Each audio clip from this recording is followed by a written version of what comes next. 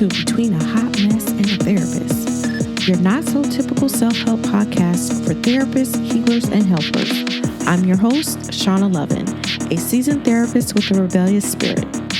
This season, we are redefining freedom, fulfillment, and stability without burning out, self-doubt, or playing by the rules of a broken system. We are cutting through the noise and exploring what it means to truly live life on your terms, not by what society expects of us. No more chasing an illusion of success that leaves you drained, because we are embracing the beautiful messiness, the sometimes chaotic journey we call life. So grab your favorite beverage, get comfy, and let's dive in.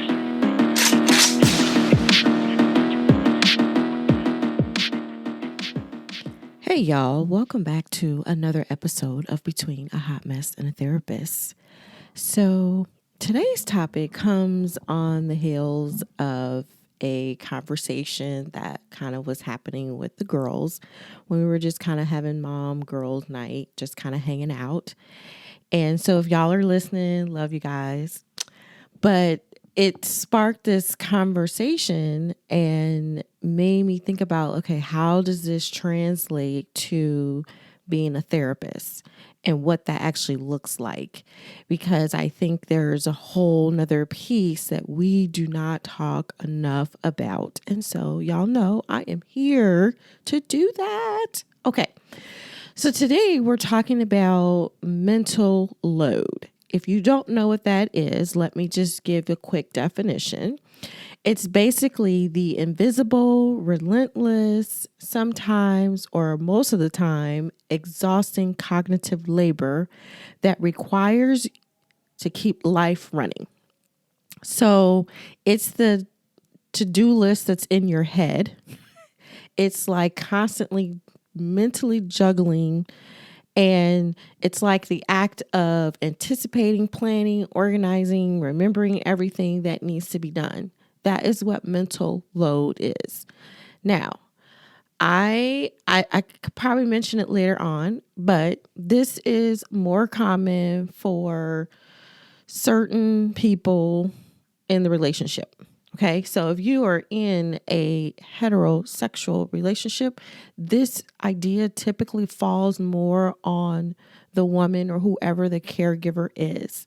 Partly because we have to think about back. Remember, I did an episode last season about work-life balance, and I think it has something connected to that. And that may be something that we might explore later on.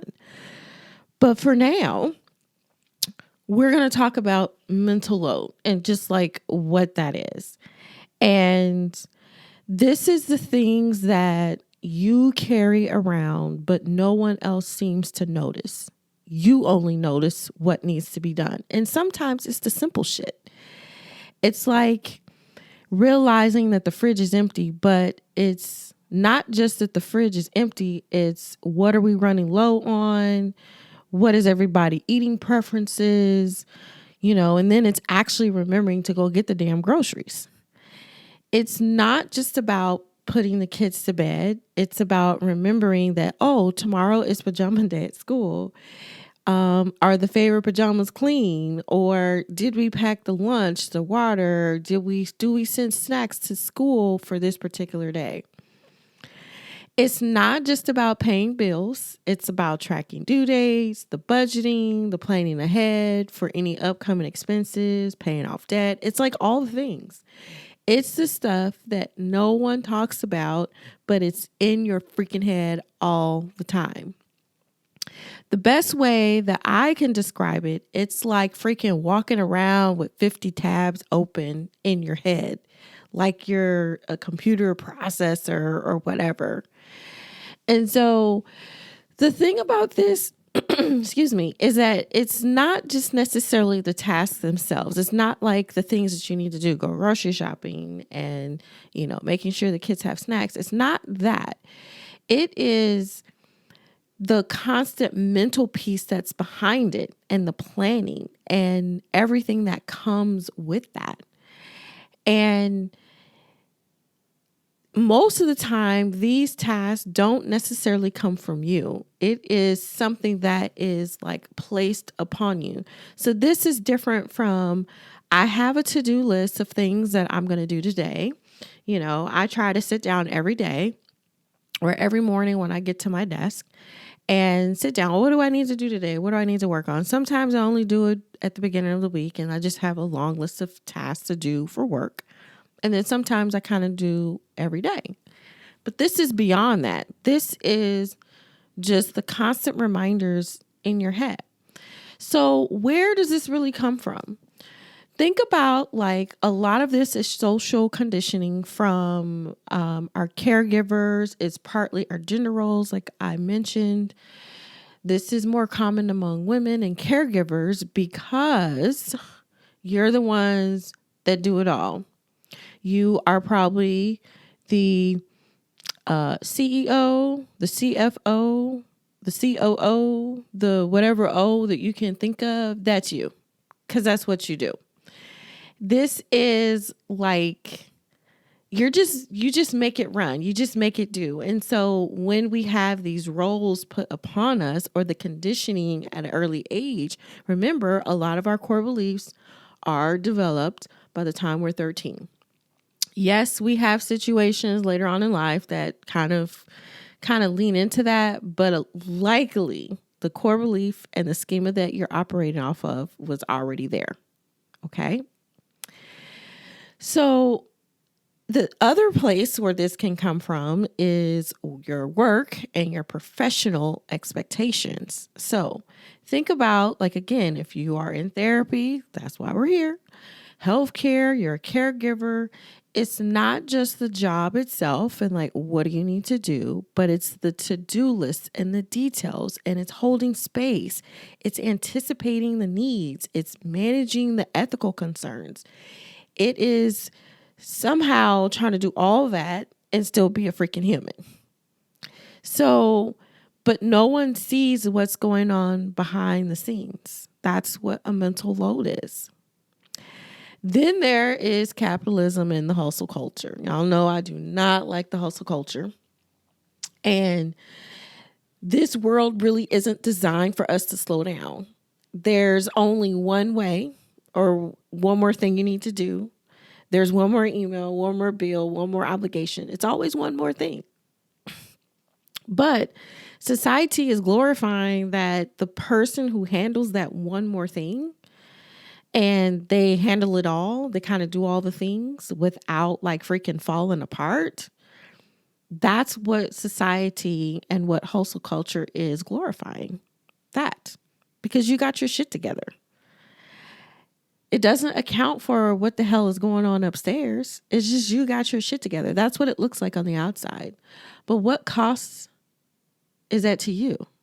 Like, what happens when you just seem to have your shit together all the time? Okay. Here's another place that it comes from. Family and cultural expectations. Now, there are some cultures where it is heavy, where others not so much.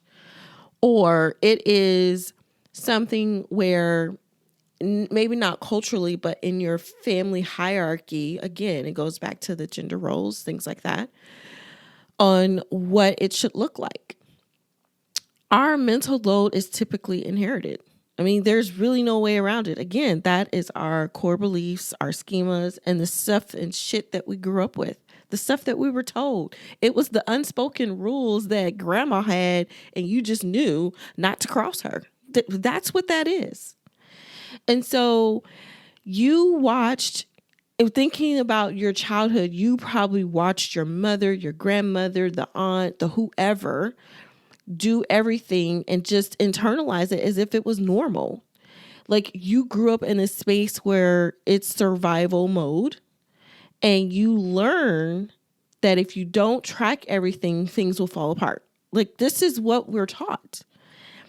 You feel responsible for the emotional well-being of others, but you always think like, that's just how it's been. We always do that. That's always done, It's like, think about in your family, who was planning all the parties and doing all the things.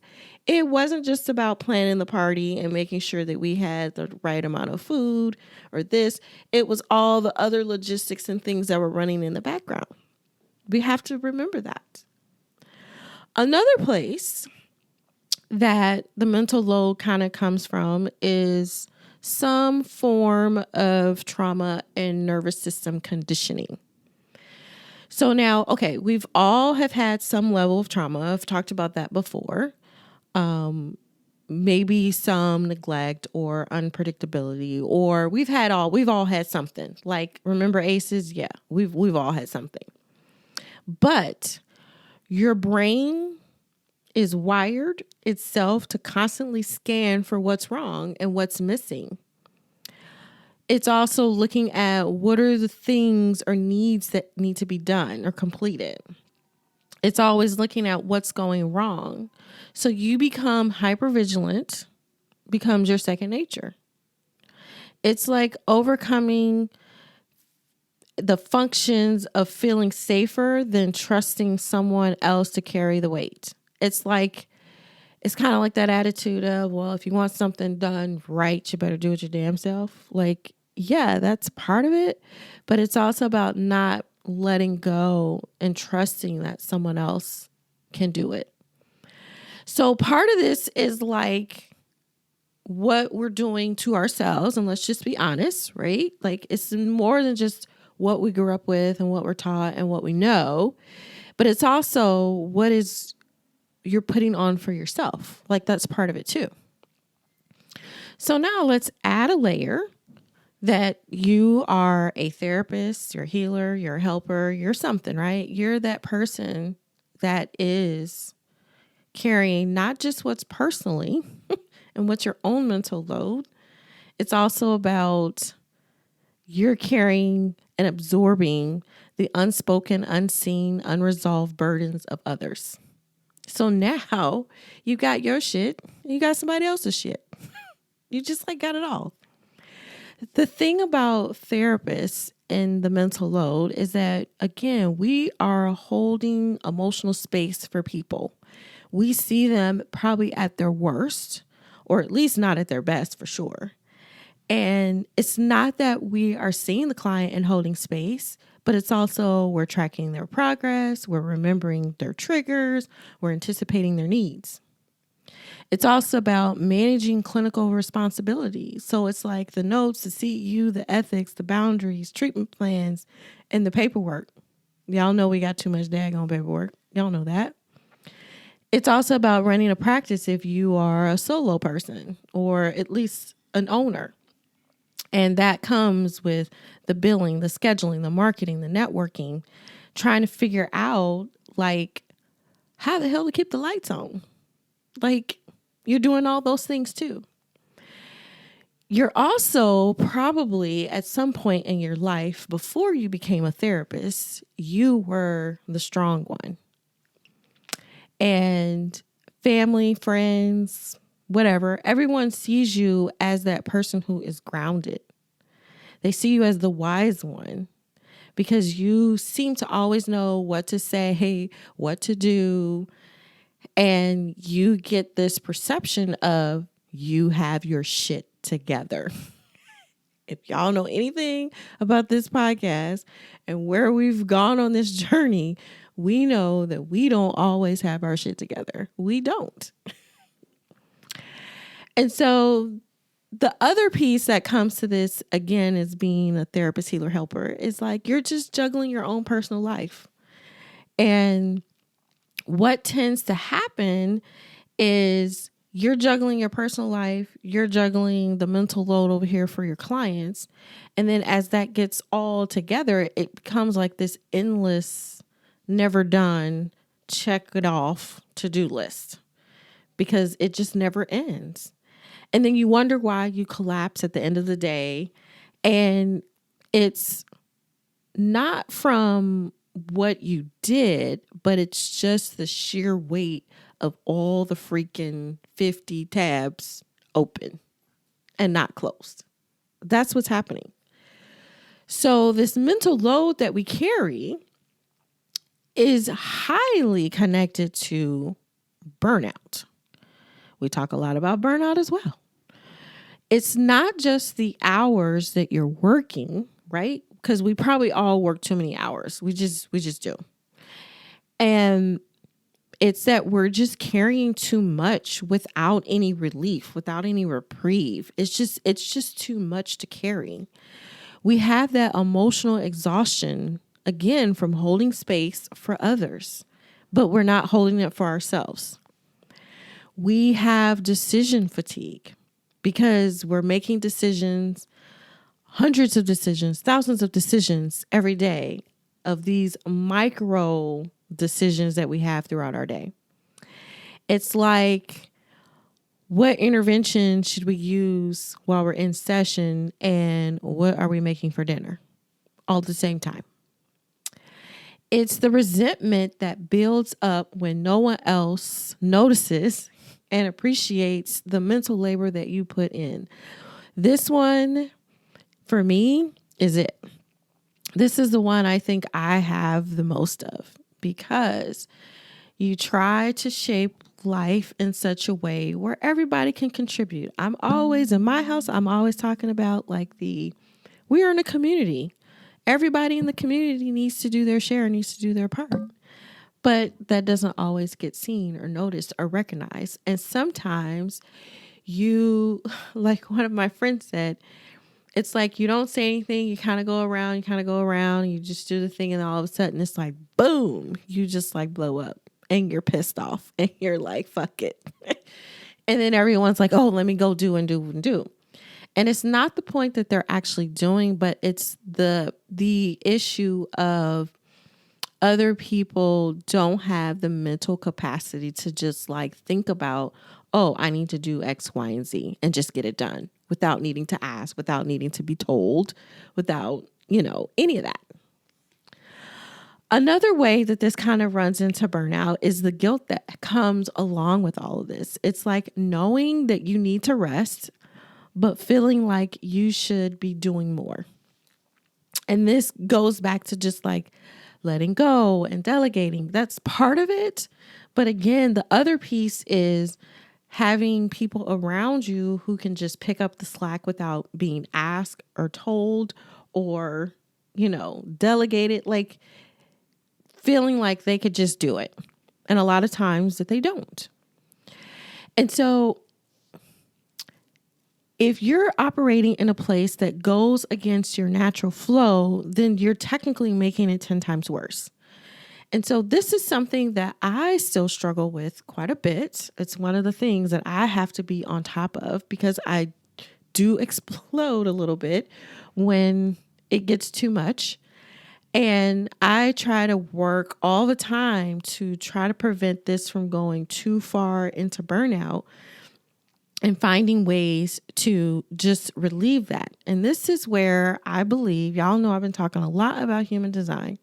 And this is where I think it comes in the most because like me as a projector, I am not here to hustle. I need to be recognized and wait for invitations before I do things, before I keep putting constant output. Yes, that's what I need. But I've also found that if I'm living according to my design, right, the things I do for self-care to manage the mental load is very different than way, say, a generator would. It's very different. And so, yes, there may be similar like self-care strategies or things that we do, but ultimately it's what feels good to you and according to your design. So I'm going to do a quick run through. I don't want you to feel depleted and wondering, but if you are a generator or a manifesting generator, you are built to respond, not initiate. So stop forcing yourself to anticipate everything. Your energy thrives when you do what excites you. So delegate or release what drains you. You don't like admin work? Outsource that bitch. You don't like scheduling and scheduling tonight is a nightmare? Automate that bitch. You don't have to carry it all. And just remember that. As a projector, again, we are not meant for hustle. You need to recognize, you need to be recognized and wait for the invitation. We are not putting constant output of stuff, because when we do that, that's how we feel bitter. So you need to ask yourself, where am I taking on responsibilities and just because I think it should be done? And what mental load isn't even mine to carry? Because remember, we are here to be guides, the lighthouse. And if we're doing stuff that is against that, then we are carrying somebody else's shit. Manifestors, you are here to initiate, not sustain. So long-term responsibility is not your thing. Set things in motion. Let others handle the follow through. If you're draining or drowning in the details of what's going on, make sure you find ways to give it away. Okay?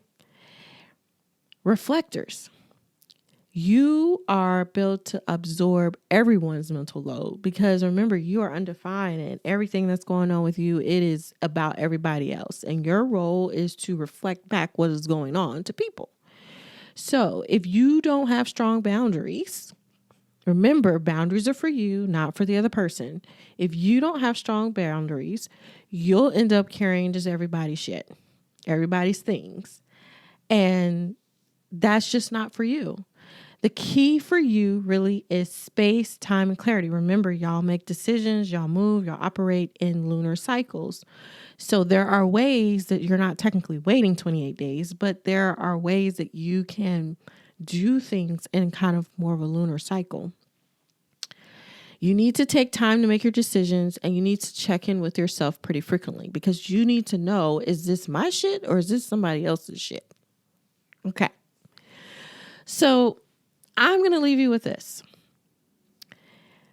Mental load isn't just the annoying side effect of being a therapist, because a lot of people think that. I don't know why. It is a direct contributor to burnout. I will say that. And if you're trying to operate in a way that goes against your natural energy, then you're just making it worse. Just remember that. But here's the thing. You're not meant to carry it all. I don't care who you are, what you look like, what you sound. It doesn't matter. You are not a human being that was meant to carry it all. You have to imagine what it would feel like to trust your own natural energy instead of fighting it. Maybe it's about dropping the belief that you have to hold everything together. Because it's not it. That ain't it. Give yourself permission to release the invisible weight that you're carrying for years.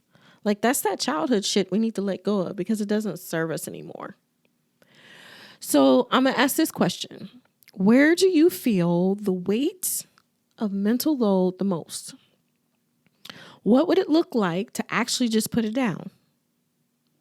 If you are anything connected to me in this podcast, put it in the comments. Send me an email, whatever. I'd love to hear what is holding you back from making decisions, from burning you out, from whatever it is. What is it? And the first step to that is actually letting it go. I was actually listening to a spiritual person, leader. I don't know what you want to call him. But he's very profound in his thinking, and I just love it. But he was talking about letting go one day. And part of letting go is that it's not just I'm just not going to do that anymore. I'm just not going to think about that anymore. But his whole thing was around kind of if you, in a way, stop caring,